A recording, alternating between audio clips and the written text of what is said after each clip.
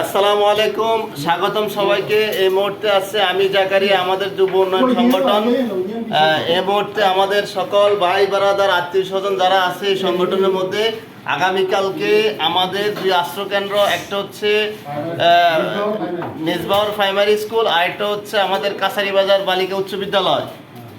আপনার 300 লোকের দুপুরবেলার খাবারের কাজ অলরেডি এখনই শুরু হয়ে গেছে। আমাদের কর্মকর্তারা সবাই কাজ করতেছে, আমাদের বড় ভাইরা আছে এখানে, আত্মীয় স্বজন সবাই মিলে অলরেডি সকাল থেকে এ পর্যন্ত আমরা অনেক কাজ করেছি।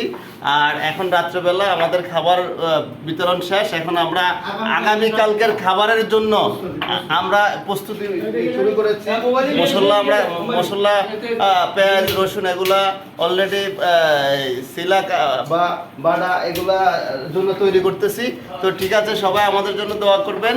আর পূর্বের ঘোষণা অনুযায়ী যেখান থেকে পারেন না কেন, যেইভাবে হোক না কেন আমাদের সহযোগিতা করবেন। আমরা যেন প্রত্যেক দিন এইরকমভাবে আমরা আশ্রয়কেন্দ্র যেন আমরা খাবার পৌঁছে দিতে পারি ইনশাল্লাহ। তো সবাই আমাদের সাথে থাকবেন, ভালো থাকবেন। আসসালামু আলাইকুম।